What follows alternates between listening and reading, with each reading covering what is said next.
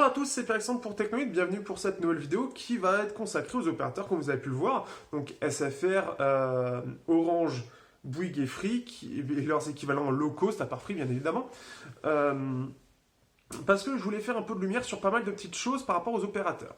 Déjà, ce qu'il faut savoir pour la bande B20 ou la bande B28, qui correspond à l'antenne 800 ou l'antenne 700 MHz, ce qu'il faut savoir par rapport à ça, c'est que ce n'est pas quelque chose qui est absolument indispensable pour pouvoir utiliser son téléphone en 4G. Ce sera un plus en campagne, mais vous avez normalement l'âge plus. Après, il reste à vérifier, bien évidemment, quelles sont les antennes qui sont implantées chez vous. Mais globalement, la 800 et la 700 ne sont pas des choses qui sont réellement indispensables. Pour moi, les médias aujourd'hui nous ont vendu la 800 comme absolument indispensable et quand elle y est pas, c'est une horreur, c'est quelque chose d'horrible, c'est un manque absolument incroyable. Je voudrais pas dire, mais j'utilise le ZUG-Z de tous les jours. Alors certes, je suis en ville, mais j'utilise le ZUG-Z de tous les jours, j'ai jamais eu aucun problème. Pour capter la 4G, je la capte quasiment partout et la 3G peut toujours prendre le relais, au pire d'ailleurs, surtout chez Bouygues pour moi. Mais ça, j'en parlerai juste après. Mais ce qu'il faut savoir, c'est que c'est pas totalement indispensable. Chez SFR, c'est un peu problématique forcément. Mais j'en parle juste après pour expliquer un peu tout ça. Mais ce qu'il faut savoir, c'est qu'il ne faut pas se focaliser sur l'achat d'un smartphone sur cette bande 800. Elle n'est pas, c'est pas quelque chose d'indispensable. Tout comme la catégorie de la 4G. Aujourd'hui, on est sur du catégorie 4, on a de la catégorie 6 et 10, aujourd'hui même 12 je crois. Ce qu'il faut savoir, 12, ça correspond à des choses qu'on n'est pas près d'atteindre, hein, donc c'est vraiment pour beaucoup plus tard, une fois que le téléphone sera quand même obsolète. Donc c'est-à-dire Qualcomm aime bien mettre une catégorie 10 ou 12 dans ses téléphones sur des smartphones qui, enfin en tout cas en France, après il y a quelques exceptions, peut-être la Corée du Sud qui a tendance à être extrêmement avancée technologiquement, ou le Japon.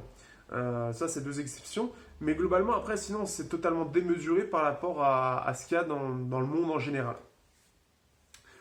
Déjà pour avant de parler de mon expérience personnelle, on va parler un petit peu des parts de marché des opérateurs et de ce qu'ils utilisent comme bande.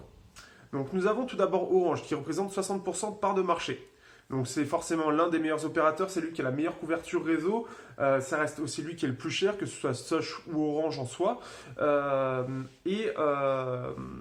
lui qui a le moins d'enveloppe data, dans le sens où je crois que pour le plus cher, ça doit être 20 gigas, je crois, je suis plus sûr, comme ça évolue dernièrement, je suis plus exactement sûr, et puis ça risque d'évoluer au fur et à mesure vu ce que fait Free, mais c'est 20, mais je crois pas qu'ils aient mis encore 50. On a, en termes de fréquence utilisée, on a la 800, la 700 devrait arriver un peu plus tard, on a un petit peu de 1800, mais pas beaucoup, et surtout, en fait, c'est surtout un mélange entre de la 800 et de la 2600. En gros, la 2600 représente la plus grosse partie des antennes utilisées, donc c'est ce qui est utilisé en ville. C'est les antennes qui ont le moins de portée en soi. Par contre, c'est celles qui vont donner le meilleur débit. Parce que plus ça va être court, plus l'onde va être rapide, donc forcément le débit va être meilleur. Et aussi, vu que ça va être des antennes qui sont assez courtes en termes de distance, il faut les multiplier. Donc, ce qui fait qu'il n'y aura pas de saturation due au réseau. Et en plus de ça, il y a un autre facteur à prendre en compte, c'est qu'en termes de bande de fréquence, c'est-à-dire que quand ils ont acheté les antennes, les fréquences de 1600 Hz, voilà, mégahertz, voilà, exactement. Ce qu'il faut savoir, c'est qu'ils ont, en gros, on a un espace comme ça sur cette fréquence-là, et les opérateurs doivent se la partager. Donc ils doivent payer pour se la partager. Ce qui fait que Orange a une bande de 150 MHz, Bouygues et SFR de 115 et je crois Free est à 150 aussi. Je ne sais pas parfaitement, c'est pas le but de la vidéo, c'est pas de parler forcément technique, mais c'est pour vous donner pour vous situer la chose.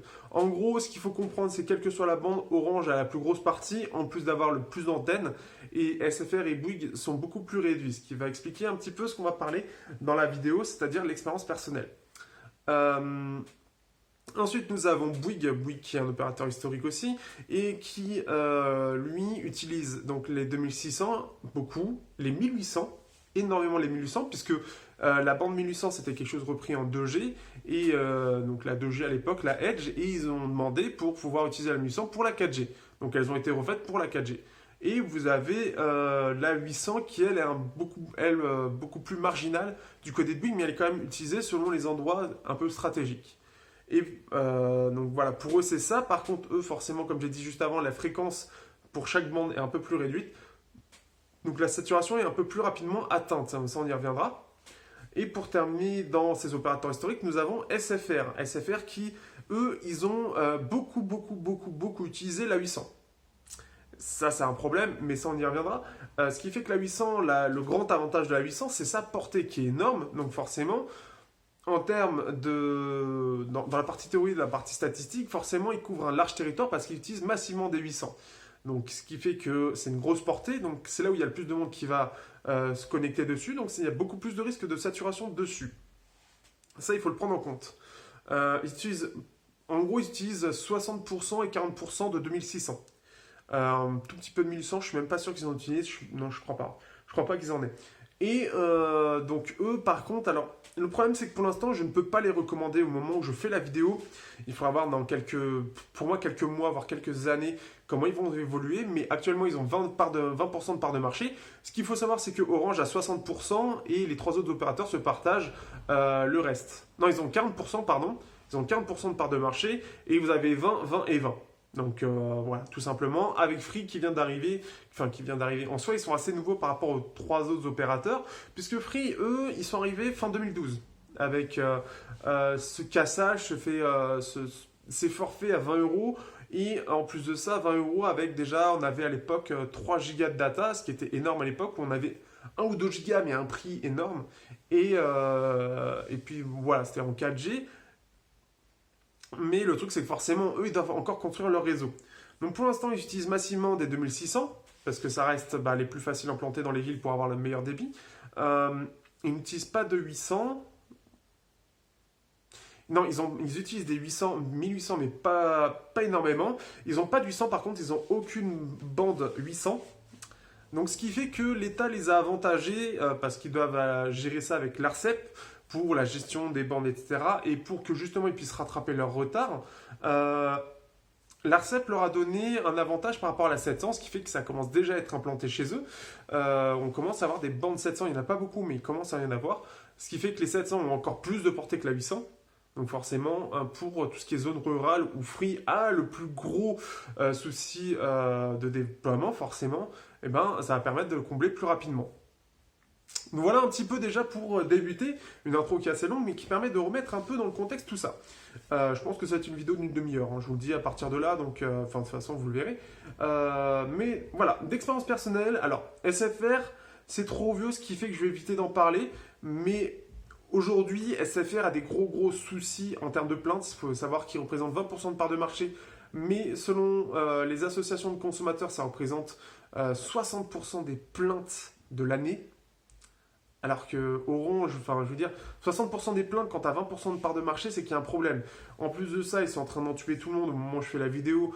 Ils sont en train d'entuber tout le monde avec ce forfait de privilège qu'ils sont en train de mettre, où ça fait balancer de 5 ou 10 euros de plus le forfait, sans vraiment d'accord. C'est-à-dire qu'il n'y a rien pour dire que, bon, non, on te l'impose quoi, presque.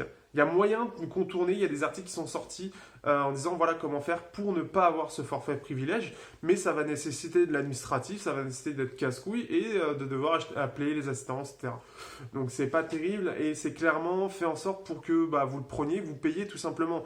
Ce qui fait que ça fait fuir de plus en plus de clients et SFR est en train de perdre de plus en plus de parts de marché. Forcément, quand tu essaies de faire ça au forcing, ça passe moyen. Et ce qui fait que c'est très compliqué et beaucoup de gens se plaignent. Il y en a qui ne se plaignent pas forcément, mais bon, ça c'est encore autre chose, ce qui fait que je ne vais pas trop parler personnellement d'SFR, ce sera plus dans les commentaires. Ce qui fait que pour moi actuellement, alors j'ai eu Orange, Free et Bouygues. Orange, j'ai changé pour Bouygues vu qu'il y avait eu les forfaits à pas cher. Orange pour moi ça reste le meilleur opérateur que j'ai eu à l'heure actuelle. Que ce soit chez moi, que ce soit en campagne, que ce soit dans les gares, etc. J'ai toujours très bien capté, que ce soit en 3G ou en 4G, j'ai toujours eu un excellent débit. Un débit au minimum acceptable, même en 3G, c'est-à-dire qu'on peut faire facilement du YouTube en 1080p. Donc c'est là où, clairement, là-dessus, Orange a un avantage indéniable. Et même en zone rurale, c'est eux qui ont la meilleure couverture. Donc ce qui fait que voilà, Orange n'a pas grand-chose à dire. C'est le meilleur déploiement, le meilleur débit. En plus de ça, voilà, les antennes c'est large, on a beaucoup de 1600, de 800. Et que la 3G, tout simplement, même les débits en 3G sont totalement corrects. Donc là-dessus, Orange, j'ai toujours été... voilà, j'ai jamais été mécontent d'Orange, j'ai rarement eu de problème. Le seul souci, c'était la data. La data qui, elle, était... en soi, il n'y en avait pas assez, quoi. C'est clairement, moi qui suis très consommateur de data, quand à côté, tu as un forfait free, forcément, 7 Go et 50 Go à l'époque, ben voilà, quoi. Ça faisait la différence. Donc j'ai eu Orange. Dans le même temps, j'ai testé le forfait free et je l'ai vu évoluer.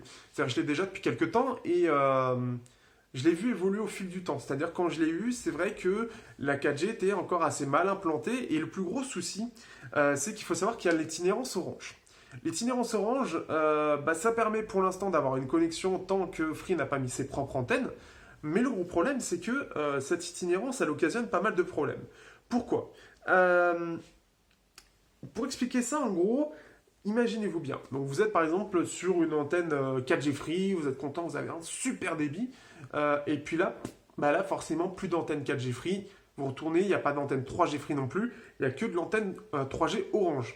Et là, vous passez à du 50 mégas et vous descendez à...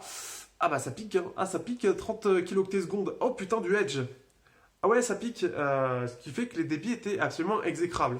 Ce qui fait que ça peut être utilisable pour tout ce qui est, par exemple, les forums où l'application dédiée permet de charger, c'est léger. Du Twitter, c'est possible aussi, du Facebook sans les images. Mais vous êtes tellement limité que c'en est extrêmement désagréable qu'on ne pensait même pas à utiliser l'application YouTube ou quoi que ce soit. C'est totalement horrible et c'est ce qui fait énormément fuir les clients free, ce qui est compréhensible. Mais le pire dans tout ça, c'est que là, je vous ai donné le cas normal, par exemple, il n'y a pas d'antenne. Mais le pire, c'est que quand il y a une antenne 3G Orange et une antenne 4G Free, et ça a l'air d'être en plus de ça selon les téléphones, parce que par exemple, sur le Meizu Pro 6 Plus, le faire capter la 4G Free, c'est une horreur. C'est une horreur, je ne comprends pas pourquoi. Ce qui fait que j'ai tous mes outils sur moi, je change en 3 secondes dans le tram, et hop, je le mets sur le ZU, qui est en soit chinois aussi, ou d'autres, et d'un coup, il se met en 4G tout de suite.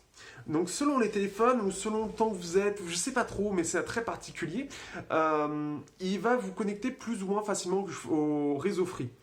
Et le problème, c'est que quand vous êtes sur le réseau Orange, il va avoir beaucoup de difficultés à vous dire ah, mais c'est vrai, tu fais partie des free, toi, donc attends, je te rebalance sur la 4G free. Ah non, non, il va vous garder au maximum dessus, ce qui fait que vous êtes obligé de faire une recherche manuelle qui prend 2 à 5 minutes pour vous connecter sur la 4G free. Et c'est extrêmement désagréable, il faut être honnête, c'est vraiment désagréable, c'est chiant, c'est lourd, et faire ça tout le temps, surtout de perdre 2-5 minutes à attendre en train de chercher le réseau, surtout dans un monde où on est toujours connecté, on est toujours à vouloir tout faire vite, clairement c'est chiant. Donc là-dessus, Free, voilà, c'est ça le gros problème. Par contre, le gros avantage que j'ai, c'est qu'aujourd'hui, ils sont en train de s'implanter. Chez moi, avant, j'avais pas la 4G. Alors, j'ai la 4G à droite de chez moi quand je sors, je l'ai à gauche. Par contre, là où j'habite, je n'ai pas la 4G. Par contre, ils ont implanté une antenne 3G, ce qui fait que l'antenne 3G Free me donne un meilleur débit que l'antenne 4G ou 3G Bouygues. Voilà, donc justement, ça fait une excellente transition avec Bouygues. Alors Bouygues, pour moi, voilà, on nous vend la Super 4G, qui est l'une des meilleures couvertures avec Orange, avec des super débits et tout. Oh putain, le retour sur Terre, ça fait mal. Le retour sur Terre, c'est-à-dire que Bouygues, en soi, la 4G, je l'utilise beaucoup. Mais les débits sont loin d'être extraordinaires, sont très très loin d'extraordinaires. Pour vous dire, avant, j'utilisais quand j'avais mon forfait Orange, je regardais les vidéos YouTube en 480p pour ne pas consommer trop de data. Sur Bouygues, je mets mes vidéos en 480p pour avoir un débit suffisant et qu'il n'y ait pas des coupures tout le temps. Voilà le problème. J'ai essayé de voir justement avec Bouygues pour expliquer ça, parce qu'il y a certains endroits c'était encore pire que d'autres, mais les débits en fait sont souvent très mauvais. Un exemple très simple, et ils sont très mauvais pourquoi ? Ils sont très mauvais parce qu'il y a une très grosse saturation. Donc je ne sais, en fait c'est dû justement à ces antennes où là ils ont 115 MHz sur l'antenne, les antennes 2600 par exemple, ce qui fait que c'est pas grand chose, et ce qui fait qu'en plus de ça les 1800 ont une assez grosse portée, donc il y a beaucoup de gens qui s'y connectent. Et quand il y a beaucoup de gens qui s'y connectent et que par exemple en soi il n'y a pas assez de débit, et ben le débit va être réduit. Et là, on arrive sur des aberrations. Des aberrations dans le sens où en 4G, je vais capter moins bien, je vais avoir un moins bon débit que si si je me mets en 3G Bouygues. Et c'est là où déjà il y a un problème pour moi. Et je trouve ça complètement aberrant dans un premier temps.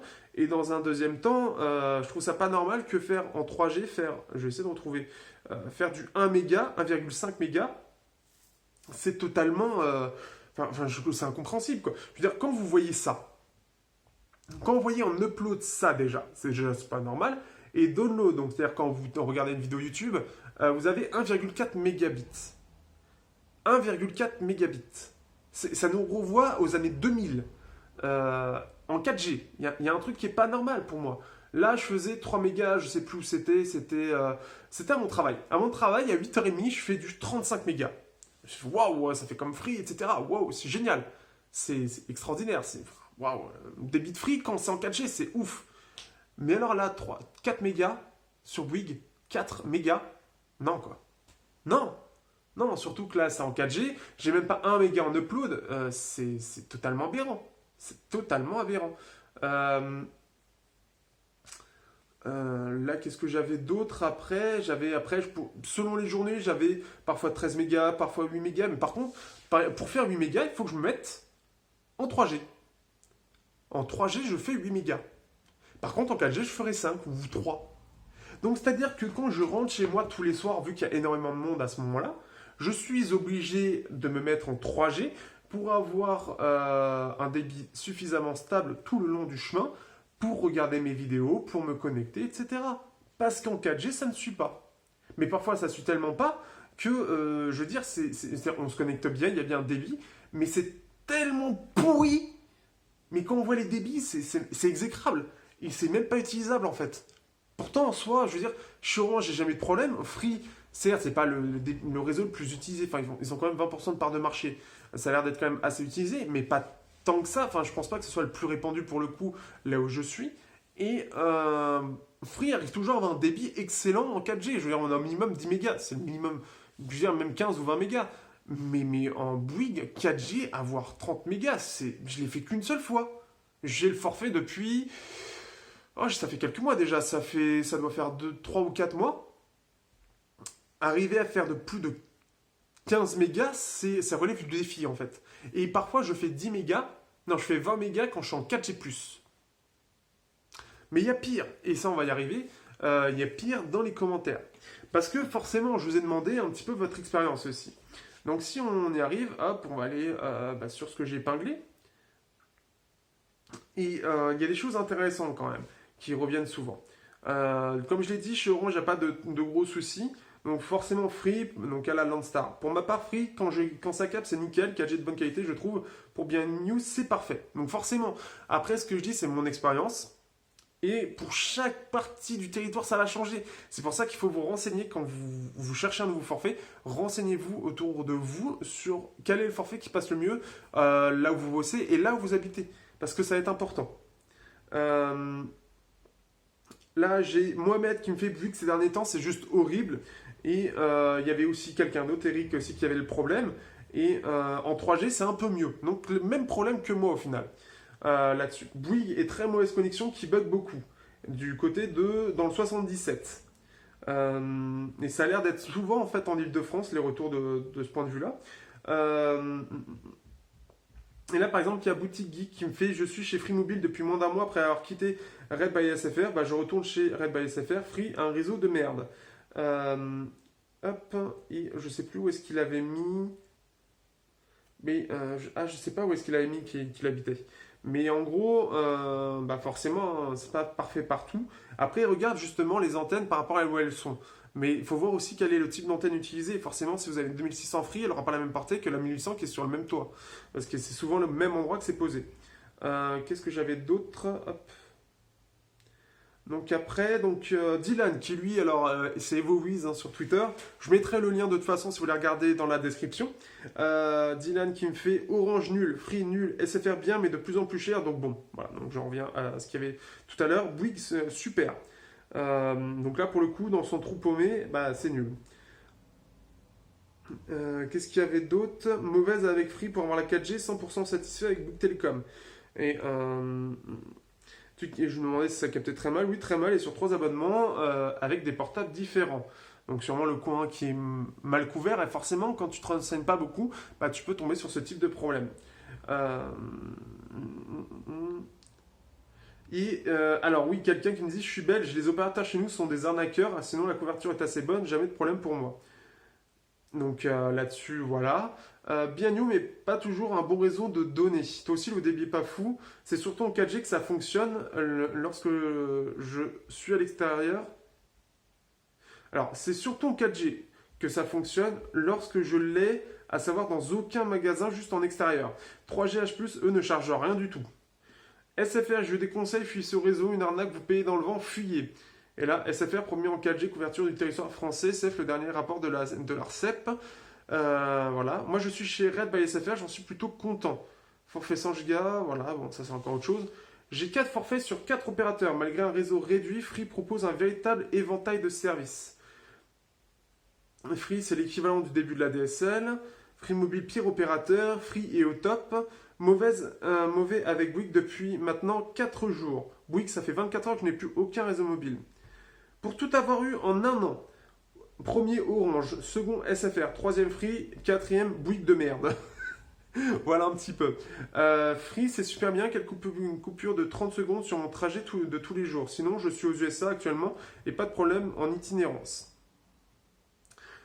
Orange, top niveau réseau, mais les prix, voilà. Free, top au niveau des prix, mais le réseau est catastrophique. Bouygues, réseau bof et prix nul. SFR, lol. Voilà. Idem que sur le grep FB Ionor Fan France. Red SFR, c'est le top après avoir essayé Free et Bouygues pendant 10 ans. Avec effectivement un débit qui est plutôt pas mal, hein, 110 en download, 110 mégabits, donc là on est sur de la fibre quoi, et 42 en upload, donc c'est énorme. Mathieu, passage chez SFR, chez Free, réseau de qualité moyenne, 4G pas constante. Retour chez Bouygues, meilleure expérience sur Caen et agglomération. Free s'améliore de plus en plus, et avec leur forfait à 1€, c'est magnifique quoi. 100% satisfait de Free, je suis à 80% de mon temps en 4G+, 130 mégabits par seconde. Sinon, c'est de la 4G H+, 4G H+, en plus 4G illimité. Forcément, quand on est chez Free, en plus de ça, en termes de box, on a la 4G qui est limitée sur le forfait à 20€. Free, clairement, est de loin le moins cher avec un très bon SAV français et une connexion qui est chez moi meilleure que tous les autres. Donc voilà un petit peu pour la partie Twitter. Donc on sent en fait que Free, forcément, bah, ça a l'air d'être assez mitigé. Bouygues aussi, c'est extrêmement mitigé. SFR, personne ne va en entendre parler. Et Orange, et globalement, bah, par quelques-uns, ils sont souvent satisfaits. Mais les gens ont l'air d'être plus du côté de chez Bouygues. Là, c'est sur Ionor FanFR. Donc chez Free depuis 3 ans, aucun souci. Red SFR. Donc lui aussi, il est heureux. Chez Free depuis 5 ans, le réseau progresse, c'est quand ça capte les antennes Free, c'est good. J'ai aussi une puce bien new, parfait sur tous les points, surtout en 4G. Donc du côté de Lyon. Pour Internet Free depuis 1999, seulement 3 ou 4 coupures. Pour le mobile Free, depuis le premier jour, zéro souci. Merci d'être arrivé. Avant, je payais 55€ pour 2 heures chez SFR. Free, je t'aime. Alors après, on va aller chercher. Donc là, c'est encore autre chose. Chez Orange depuis le début. Bon, voilà, ça c'est encore autre chose.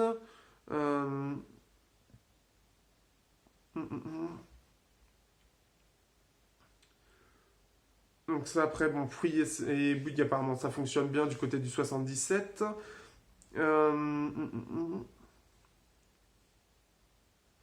Donc après, Free un peu déçu par rapport à Bouygues. Chez Free depuis ma naissance. Avant tout, j'ai Orange ou Soch. Maintenant chez Free, eh bien j'en suis satisfait bien sûr quand on passe en itinérance Orange. C'est là qu'on voit la différence par rapport à la 4G+ de chez Free. Je compte rester chez Free malgré tout. Alors là, bon, il nous raconte sa vie. J'étais chez Free tout le temps en Edge H+, je suis passé chez Bouygues maintenant, j'ai la 4G partout avec un bon débit, j'habite à l'ouest de Rennes. Je suis chez Free et forfait mobile et Bouygues pour tout ce qui est télé d'internet fixe. Je suis très déçu du réseau de Bouygues car depuis que nous sommes repassés chez eux, ben, ça marche très mal, pourtant nous sommes en fibre. Bon, ça c'est encore autre chose. Forfait 2€, alors comme ça je n'utilise pas la 4G, je m'en fiche de si ça capte ou pas. C'est effectivement quelque chose d'intéressant. Très content d'Orange, quelques coupures en campagne profonde seulement, région Nord-Pas-de-Calais. Hop, Bouygues très agressif sur les tarifs, c'est couverture 4G ok, comme la plupart à Amiens. Étonné de voir la Free en premier apparaît tout le temps en 3G et 3G Free égale pas Internet. Euh, Ensuite, moi sur Reims, Free depuis des années, j'ai essayé d'autres opérateurs Bouygues et SFR, mais je suis revenu chez Free car c'est avec eux que j'ai la meilleure expérience client. Et au niveau de l'offre, Free est clairement en tête. Après, niveau qualité réseau, chez moi, je suis en itinérance Orange sur la SIM Free, donc c'est pas top. En revanche, sur la SIM Soch, Soch, c'est chiant à dire Soch, c'est pas terrible. Alors après, je voulais aller chercher le dernier du côté de fans francophones. Donc là, j'ai déjà testé Bouygues avec leur test gratuit pendant un mois, j'ai trouvé que c'est le meilleur. Orange, clairement indéniable. J'ai pu tester tous les opérateurs dans différentes villes. Pareil, Montpellier, Béziers et clairement Orange est le meilleur de tous de loin. Même le SAV est génial alors que les autres, Bouygues est aussi pas mauvais mais pas au niveau d'Orange. Donc quelqu'un qui dit exactement, tout comme tout dépend de la localisation, du nombre de personnes sur l'antenne. Comparer les services, ok, mais après demander à chacun ce qui est mieux ou pas. Voilà, ça reste que des expériences en soi. Après, comme je l'ai dit, il faut se renseigner, savoir autour de vous. Je trouve que c'est Free qui a le meilleur en Savoie, donc 73. La couverture est équivalente aux autres, mais avec le débit qui est triplé. En plus, avec un téléphone Xiaomi, être chez un autre opérateur que Free revient à avoir un manque de couverture en général dans les campagnes. Je suis chez Orange vraiment bof. Madame est chez Free plutôt pas mal, presque toujours en 4G. Région Nord, je suis également en itinérance France avec les réseaux Free et Bouygues. Prêt à témoigner si tu le souhaites, bah témoigne en fait. Donc là, j'ai un gros truc. Là, donc perso, alors, 4G full bar, mais sur Speedtest, je tourne à 1 mégabit. Un jour, j'ai fait 7 miracles. En allant à la boutique de vélo, je vais une fois par an, 100 mégabits par seconde. Perso, trop de la merde Free. Pas constant et pourri là où je suis le plus souvent. On a profité de l'offre Bouygues et là c'est le bonheur où je découvre une vraie 4G dans les différents endroits où je vais, ça fonctionne bien. Chez moi je tourne à 80 mégabits par seconde sur Speedtest et à la boutique de vélo 40. C'est plus constant donc plus satisfaisant. Pour le moment je suis content de Bouygues. Dans 10 mois s'il ne me propose pas une offre moins chère, je vais voir pour SFR Red à 10 € à vie 30 gigaoctets. Sur Valenciennes, j'ai pu tester tous les opérateurs. SFR, ça marche quand ça veut. Bouygues, j'ai du réseau qu'au fond du jardin. Orange, ça marche pas trop mal, mais le débit est moisi. Free fonctionne correctement avec un débit 4G bien comme il faut. Chez Free, depuis le début, je viens de passer chez Soch, il n'y a pas de photo. Sur Lyon, 80% en 4G, le reste en H+. Les 20% qui manquent doivent être dus au manque de la B20 sur le Redmi Note 3 Pro. Île-de-France, Bouygues 4G, partout même dans les caves, MDR. De nouveau SFR depuis peu, le réseau s'est beaucoup amélioré, la 4G limitée est un vrai plus. Les premiers mois j'avais Free, j'avais toujours la 4G mais j'avais une connexion minable. Mais ça fait avec toutes les marques vu que Free c'est pourri. Maintenant j'ai Bouygues et c'est 10 fois mieux, aucun ralentissement, pourtant j'habite dans un village dans les Alpes-Maritimes. Donc là c'est quelqu'un Free qui me fait un test de débit qui est excellent à 100 mégabits par seconde.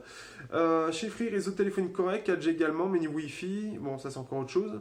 Je suis chez SFR depuis quelques années, le réseau est de plus en plus catastrophique, perte de 4G régulièrement, donc coupure.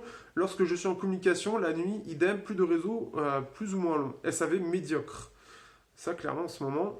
On peut parler de l'arnaque faite par les opérateurs en Belgique, parce que 15 € d'abonnement et n'avoir que 1,5 gigaoctet max, c'est un peu du vol par rapport aux autres pays de l'Union Européenne. Et SFR c'est très bien, le service commercial fait de bonnes offres et la couverture est top à Lille et ses alentours. Voilà un peu sur ces différents retours que je peux vous faire en tout cas par rapport à ça. Donc n'hésitez pas à dire aussi vos propres expériences par rapport à ça. J'espère que ça vous aura peut-être parfois un peu aidé à vous dire attends, est-ce que ça c'est bien. Ce qui revient assez dans les commentaires, c'est que Orange, en tout cas, voilà, pour les smartphones, hein, donc pour ceux qui sont un peu geeks, Orange, ça a l'air de dépendre un petit peu, même si beaucoup ne doivent pas dire leur expérience. Bouygues, ça a l'air d'être globalement bon. Souvent, les gens ont l'air assez contents de Bouygues au niveau des débits. Moi, par exemple, j'en suis moyennement satisfait. Parce que les débits n'arrivent pas forcément à suivre. Et comme je l'ai dit, c'est mieux en 3G qu'en 4G, ce qui est totalement aberrant. Et SFR, il y en a très peu qui sont au final contents. Il y en a quand même, mais il n'y en a pas beaucoup.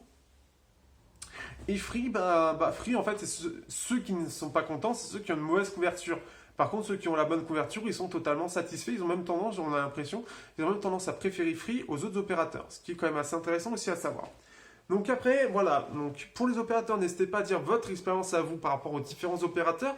Ça m'intéresse et puis ça peut intéresser aussi les gens. N'hésitez pas à dire aussi à peu près où vous habitez. Moi, en tout cas, aujourd'hui, pour moi, Orange, en tout cas en Ile-de-France, pour moi, ça reste l'un des meilleurs, l'un des plus stables et celui qui donne le plus de débit. avec la meilleure couverture. Bouygues est quand même pas mal, mais avec des débits qui sont très moyens. Et j'espère que ça va se régler rapidement. Par contre, ils ont tendance à vite répondre, en tout cas sur les réseaux sociaux. Free, bah, tant qu'il y aura de l'itinérance Orange, ça va être un handicap sur la connexion entre les antennes. Et SFR, en ce moment, vu les problèmes, les petites arnaques qu'ils essaient de combiner, que ce soit sur la partie box ou la partie téléphone, en ce moment c'est le téléphone qui est en train de prendre, je vous conseille quand même d'éviter parce que, à mon avis, ils n'ont pas fini leur petite magouille pour essayer de vous faire payer plus. En tout cas, j'espère que cette vidéo vous aura peut-être permis d'apprendre des choses. J'espère qu'elle n'aura pas été trop chiante non plus, parce qu'une demi-heure, faut se les taper. Et n'hésitez pas à dire tout simplement votre expérience pour essayer un peu de mettre encore plus de choses par rapport à cette vidéo dans les commentaires. Sur ce, je vous dis à bientôt sur Technoïd pour une prochaine vidéo.